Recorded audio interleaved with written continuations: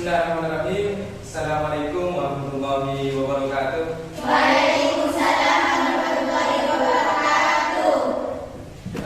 Bagaimana kabarnya hari ini? Alhamdulillah baik. Baik semua ya? Ada yang sakit? Ada? Ada. Coba sebelum pelajaran dimulai kita berdoa dulu. Saya minta ketua kelas untuk memimpin doa.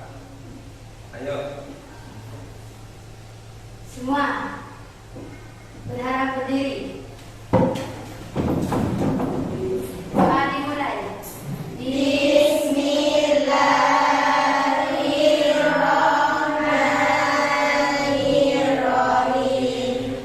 Rabbi shrahli sadri wa yassirli amri wahlul 'uqdatam min lisani yafqahu qawli. Rabbi zidni ilma warzuqni fahman. Amin ya rabbal alamin. Raditu billahi rabba wa bil islami dinan wa bi muhammadin nabiyyan wa rasulan wa bil qur'an. Ya.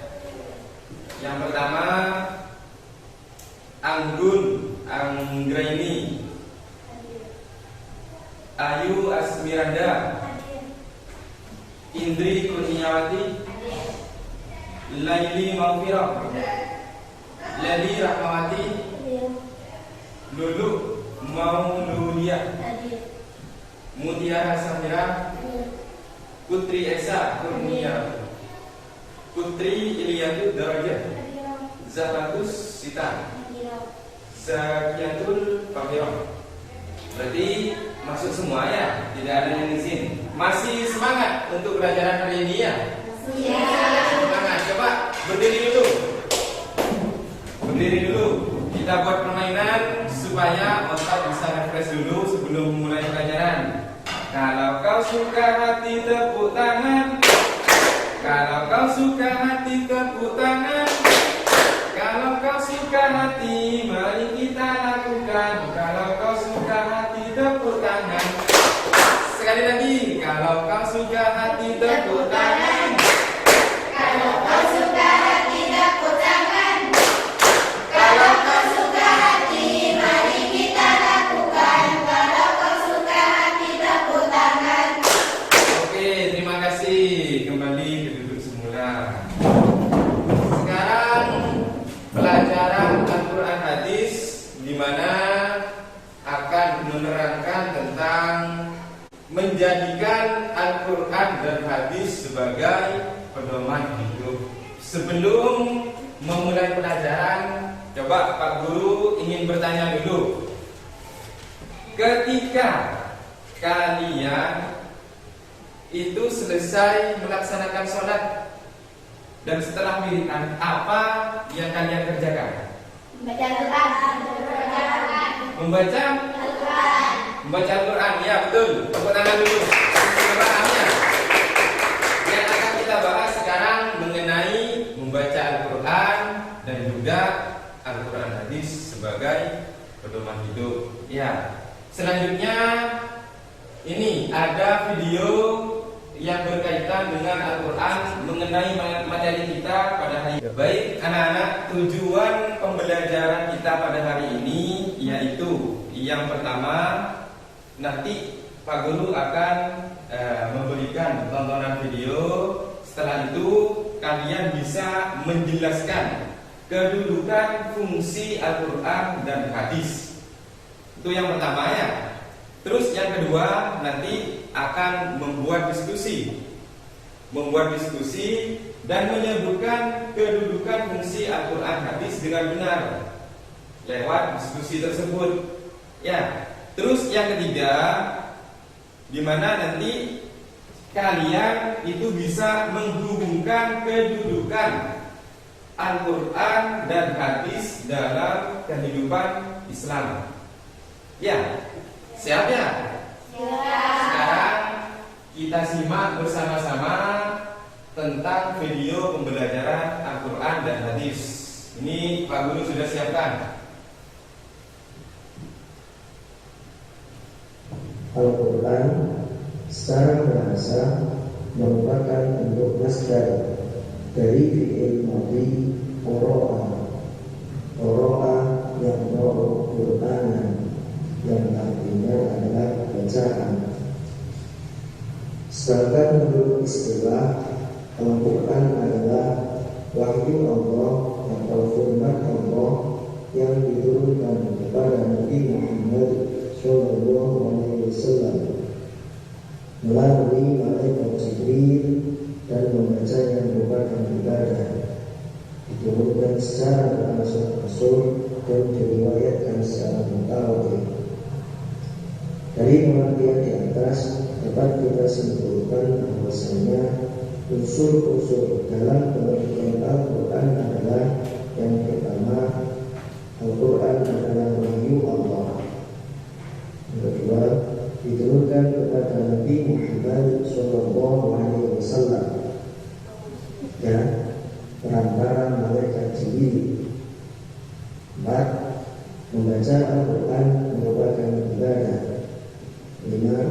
Diturunkan secara berangsur-angsur, dan yang terakhir adalah diriwayatkan secara mutawatir.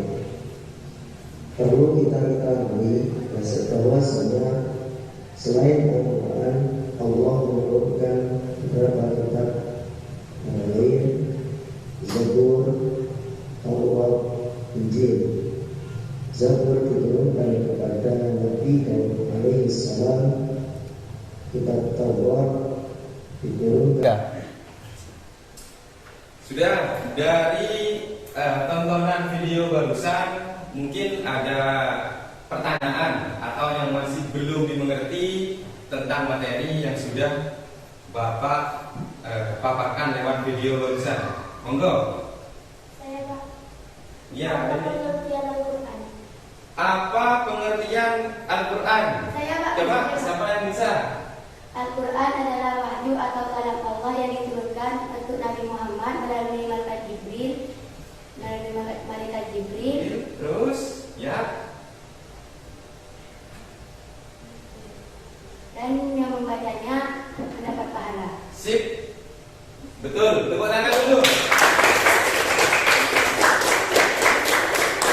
Jawabannya sangat sempurna. Ya, coba mungkin ada yang lain yang mau bertanya? Saya Pak. Ya, coba ayo. Apa pengertian dari hadis? Pengertian dari hadis, coba. Siapa yang bisa jawab? Mana? Dulu. Ayo, pengertian hadis apa? Segala sesuatu yang datang dari Nabi, baik itu perkataan, perbuatan, dan ketetapan Nabi. Alhamdulillah, jawabannya 100. Tepuk tangan. Berarti paham semua ini sudah ya? Iya. Paham? Coba satu kali lagi. Pak Guru, coba yang mau bertanya satu kali lagi. Yang belum paham siapa? Selain Lagi. Al-Quran dan hadis, apa saja yang berhukum Islam? Oh, selain Al-Quran dan hadis, apa saja? Berarti selain Al-Quran dan hadis masih ada sumber lagi ya? Iya. Coba, Indri, coba. Ya. Ijma' dan kias. Ijma dan qiyas. Ya, betul. Tepuk tangan lagi ya. Jadi selain Al-Quran dan hadis, ijma dan qiyas itu merupakan sumber dari umat Islam. Ya. Iya. Selanjutnya Pak Guru ingin membuat kelompok diskusi. Ya, buat kelompok diskusi. Nanti kalian dibuat ke kelompok. Pak Guru akan membagi 3 kelompok. Ya, membagi 3 kelompok. Nanti berkumpul sesuai dengan kelompoknya. Coba dari sini berhitung 1 sampai 3. 3. Satu lagi. 2. 1, 2, 1. Berarti di sini yang 1 coba kumpul dengan yang 1, yang 2 kumpul dengan angka 2 barusan, yang 3 kumpul dengan kelompok 3. Monggo. Ayo. 1, 2, 3. 1, 2, 3.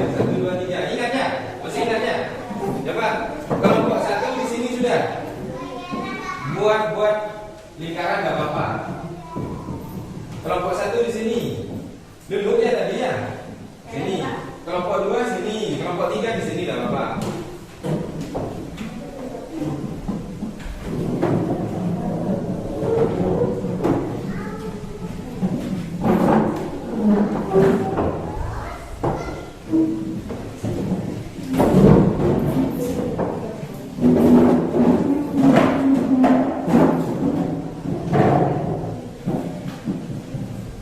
Sudah lengkap kelompoknya? Kalau sudah lengkap, di sini ada tugas dari masing-masing kelompok. Yang pertama, kelompok pertama mana sudah? Ini Pak. Kelompok kedua, sini ya. Kelompok ketiga, coba dicatat tugasnya.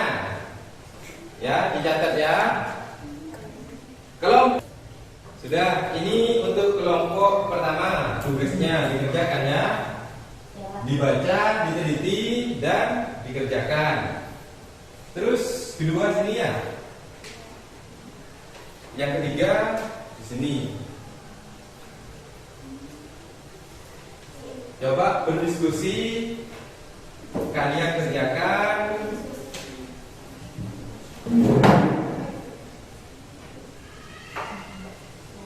Nanti setelah mengerjakan, presentasikan di depan kelas. Ya.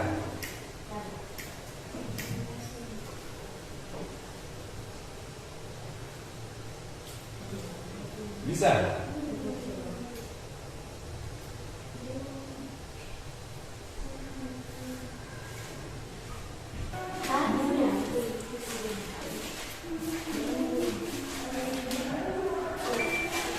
Bisa ya?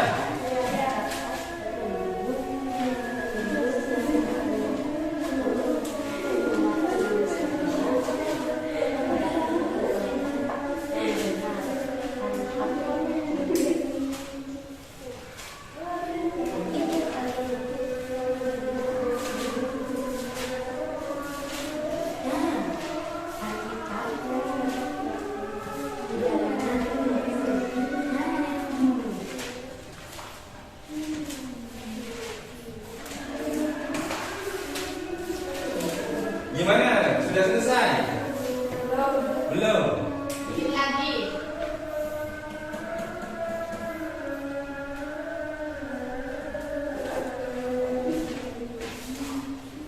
Ya, pasti ya. Udah gampang. Gampang semua.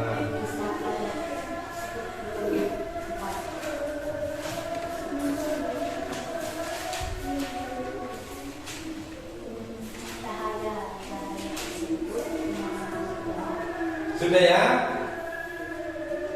Sudah? Sudah. Nah, kalau sudah, tolong nanti salah satu perwakilan dari setiap kelompok mempresentasikan hasil diskusi kalian, tugas dari Pak Guru barusan di depan. Mulai dari kelompok 1. Dipersilakan.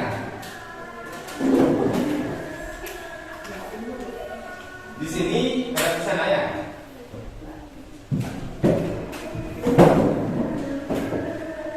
Yang lain banyaknya. Yang satu Alkitab. Nama lain dari Al-Quran ialah Alkitab. Alasannya di dalamnya terkumpul dan terhimpun berbagai ilmu pengetahuan, kisah-kisah terdahulu dan akbar. Terdapat di dalam ayat yakni wal kitabim mubin. Quran surat Al-Duhan ayat 44. 2. Al-Huda. Alasannya di dalam Al-Quran terdapat petunjuk-petunjuk yang menuntun umat manusia ke jalan yang benar, Al-Haq. Terdapat di dalam Al-Quran, Quran surat Yunus ayat 57. Wa hudaw wa rahmah. Ya, bagus. Tepuk tangan dulu untuk kelompok 1. Selanjutnya perwakilan dari kelompok 2. Silakan maju.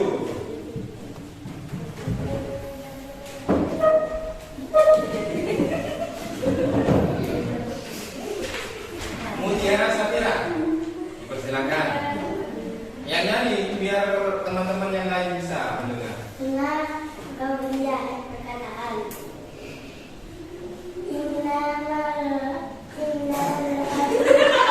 Monggo silakan perwakilan dari kelompok 2 silakan maju.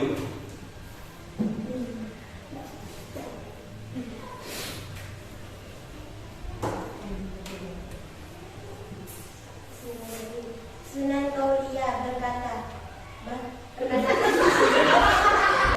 Sunan kauliyah perkataan innamal a'malu binniyati. Artinya segala amalan itu mengikuti niat. Orang yang meniatkan hari Al-Bukhari dan Muslim. Seluruh ulama hadis telah 3. Ya, tepuk tangan untuk kelompok 2. Terima kasih untuk kelompok 2. Selanjutnya kelompok 3. Dipersilakan ke depan.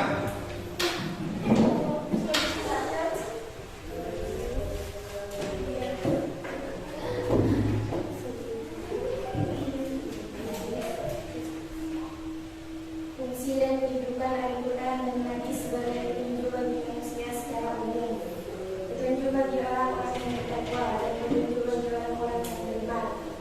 Fungsi Al-Quran secara umum: 1. Sebagai sumber ajaran atau hukum Islam yang utama. 2. Sebagai konfirmasi dan informasi terhadap hal-hal yang tidak dapat diketahui oleh akal. 3. Petunjuk hidup manusia di jalan yang lurus. 3. Ya, terima kasih. Tepuk tangan untuk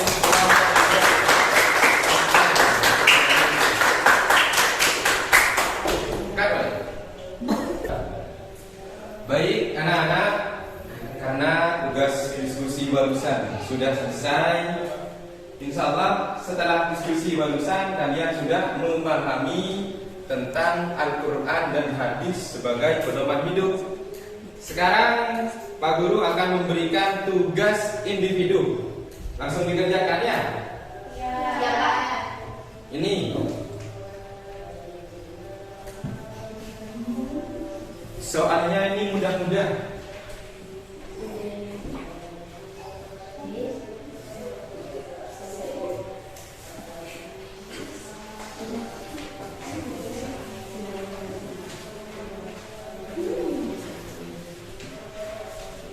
Coba dikerjakan dengan sebaik mungkin. Ya, waktunya 30 menit. Apa? Tolong kerjakan sebaik mungkin. Nanti Pak Guru kasih waktu 10 menit. 10 menit langsung dikumpulkannya. Siapa?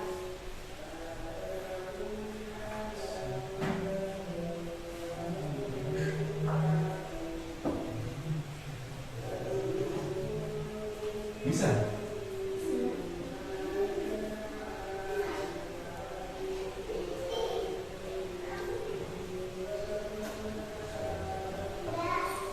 Sudah, 10 menit sudah berlalu. Coba yang bersedia mengumpulkan tugas dari siswanya, angkat tangan. Ya, ayo. Tero. Minta tolong Pak Guru ya.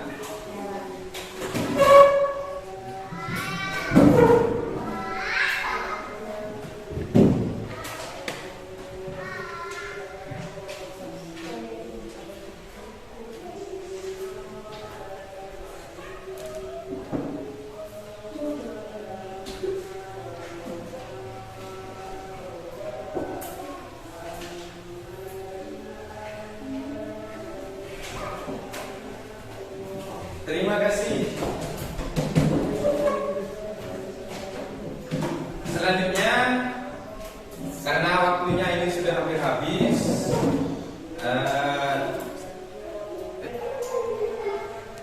sudah untuk PR di rumah, coba lihat halaman 23 coba. Itu kerjakan di rumah ya. Itu sambil lalu kerjakan di rumah, buat pekerjaan nanti persiapan minggu depan. Dan untuk minggu depan materinya itu tentang merenungkan kekuasaan Allah dan menggapai rahmatnya. Itu materi yang akan datang. Sambil lalu kalian pelajari juga di rumahnya ya. Sambil mengerjakan PR, pelajari bab selanjutnya. Ya. Yang paling terakhir dari Pak Guru, ketika nanti sudah sampai di rumah, tolong Pak Guru selalu memesan kepada kalian, tidak akan bosan-bosan menyampaikan, jaga akhlak atau perilaku kalian ketika sudah sampai di rumah. Ya, baik itu kepada temannya, kepada tetangga, terutama kepada orang tua. Nah, ya, kalau orang tua itu menyuruh kalian berbuat sesuatu, nyuruh beli-beli seumpama, kalian harus ikuti perintah orang tua ya. Meskipun secapek apapun, pulang dari rumah saya capek Pak, tidak usah seperti itu ya. Langsung turuti sudah ya. Terus yang kedua, tolong jaga kedisiplinan kalian. Waktunya belajar, kalian harus belajar. Waktunya pegang HP, ya ada waktunya pegang HP. Tapi sebelum pegang HP, usahakan belajar dulu. Ya. Dan pagi kalian harus bangun sebelum subuh kalau bisa. Ya, sholat subuh berjamaah di masjid. Ya. Setelah itu bantu orang tuanya masak di dapur karena kalian perempuannya. Setelah itu baru mandi dan berangkat sekolah. Itu. Ya, sudah paham semua ya? Sudah. Kalau sudah paham, saya akhiri. Mungkin cukup demikian pertemuan. Baik, dari pembelajaran barusan dapat disimpulkan apa yang kalian tangkap dari pembelajaran yang Pak Guru dan video barusan ditayangkan apa? Pengertian, fungsi Al-Quran, ya nama, terus fungsi Al-Quran bagi kehidupan sehari-hari. Ya sudah kita selesai. Kita tutup pertemuan hari ini. Assalamualaikum.